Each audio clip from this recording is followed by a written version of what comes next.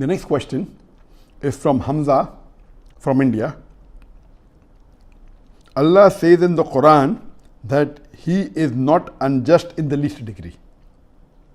But I feel it is injustice to non-Muslims who are more righteous than many Muslims to end up in hell. And also it is unjust to put Muslims in heaven who are not as righteous as some non-Muslims. This is a very important question.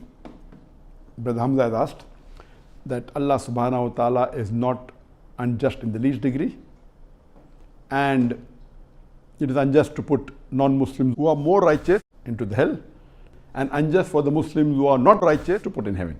What the brother is referring to is a verse in the Quran from Surah Nisa, chapter number 4, verse number 40, where Allah says in the Quran that Allah is never unjust in the least degree. That means Allah is the most just.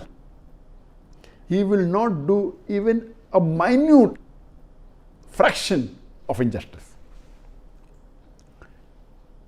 As far as a question is concerned that why non-Muslims who do righteous deeds will be put into hellfire, and Muslims who are unrighteous, why should they be put in heaven? We have to understand that what is the meaning of the word righteousness and who is a righteous person. For me, to make you understand, I'll give you a few examples. Number one, if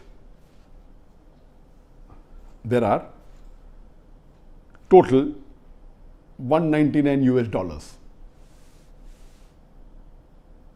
divided into 64 notes. The 64 notes, if you total all the value of these 64 notes, it is $199. And I distribute the notes to few people. Some get 10 notes, some get 20 notes, some get 30 notes, some get less, some get more. A normal person who may not be aware of the notes and the value will say whoever gets the most notes, number of notes, is the richest person. No, it's not like that. We have to see what is the value of each note. In these 64 notes, one note is of $100. One note is of $20. The $100 note is for a person who believes that there is only one God and that God has got no partners, and Prophet Muhammad is the messenger of that Almighty God. The number $20 bill, US dollar, is a person who prays 5 times a day. Then there's one $10 note, there is two $5 notes. $10 note is for a person who gives zakat, who gives charity. $5 note is a person who fasts, and $5 note is a person who goes for Hajj. The remaining, so all if you put together, is $140. The remaining $59 are $1 bill. So all put together are 64 notes. So 59 notes are of $1. So just because somebody has 30 notes or 30 bills doesn't make him rich. If he has 30 bills of $1, he has only a value of $30. The person who has $100 is more richer than all the other notes put together. If all the other 63 notes put together will make it only $99, but one bill of $100 is more valuable than 63 bills all put together are $99. That's the reason the Creator, He has put this formula. And He clearly mentions in the Quran, in Surah Nisa, chapter number 4, verse number 48, and Surah Nisa, chapter number 4, verse number 116, that Allah will forgive any sin if He pleases, but He will never forgive the sin of shirk. For anyone who has committed shirk has strayed far away, has done the most heinous sin. That means the biggest sin in Islam, according to our Creator, Almighty God, Allah subhanahu wa ta'ala, is doing shirk, is associating partners with Him. It's the biggest sin.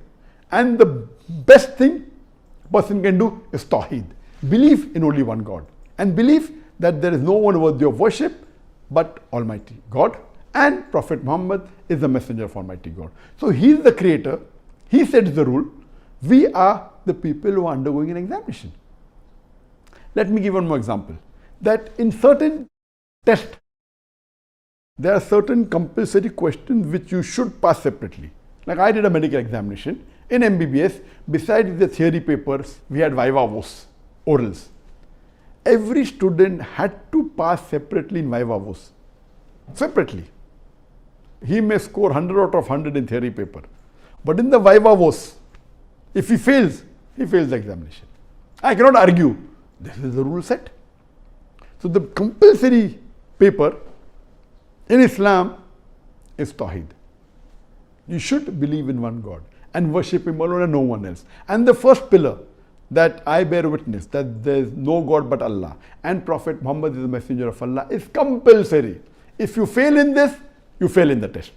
You may get as many other marks in the other questions. This is number one. And let me give you a third example. That if there is a question paper, the total marks of all the answers in the question paper, it totals to 1000 marks.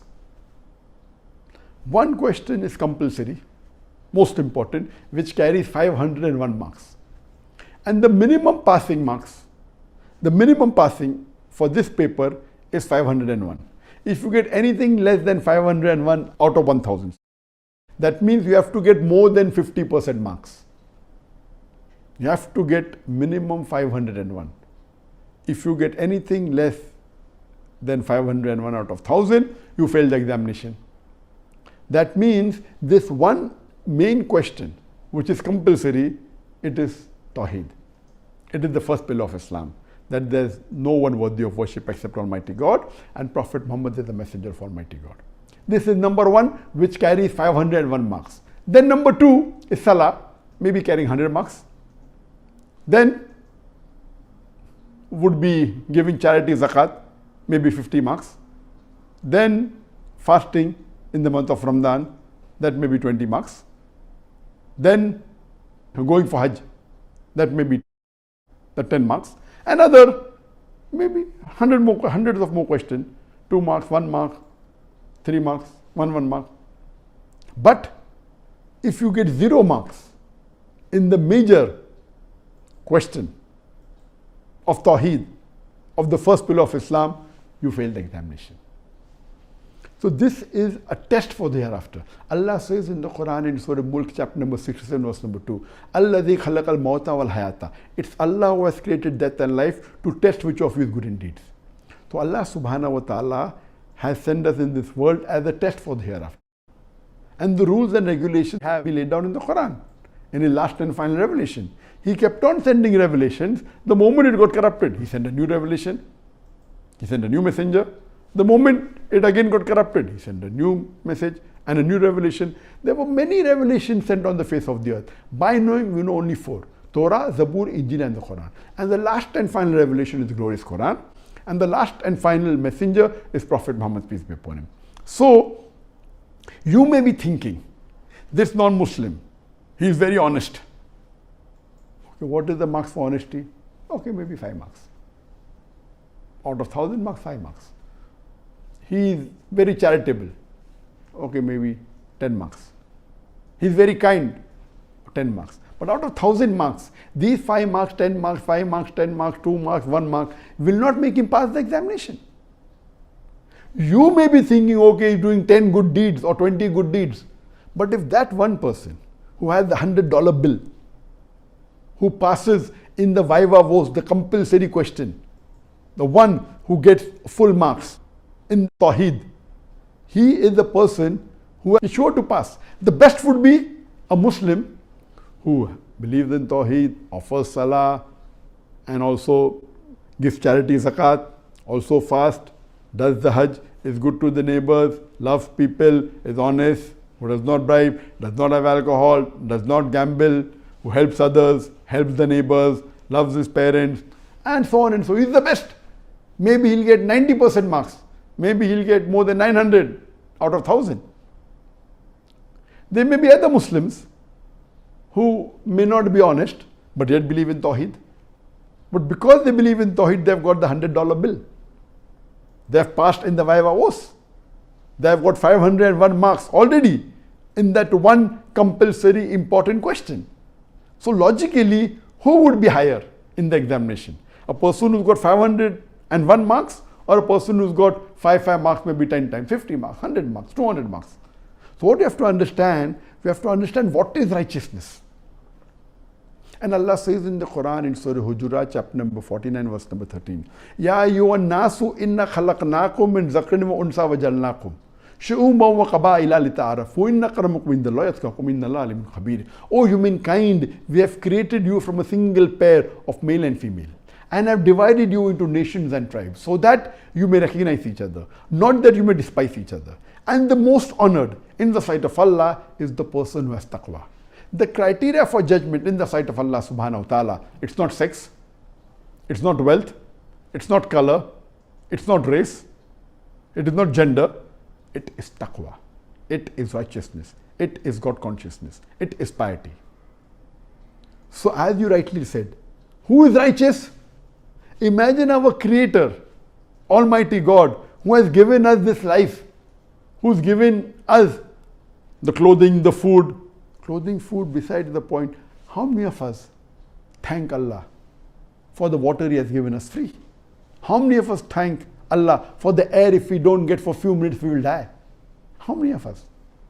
So imagine if we are going to associate partners with the Creator who has given us all these facilities in life, who's given us the body, who's given us health, who has given us food to eat, has given us clothes, and then you say you're righteous.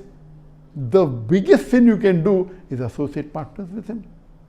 You worship somebody else besides the Creator. So what you have to understand, what is righteousness, is very important. You have to understand that very clearly. So if you understand this, what is righteousness, you will come to know and you will realize that who should get more marks. So if you know this, then inshallah you will never object to the justice of Allah subhanahu wa ta'ala. Hope that answers the question.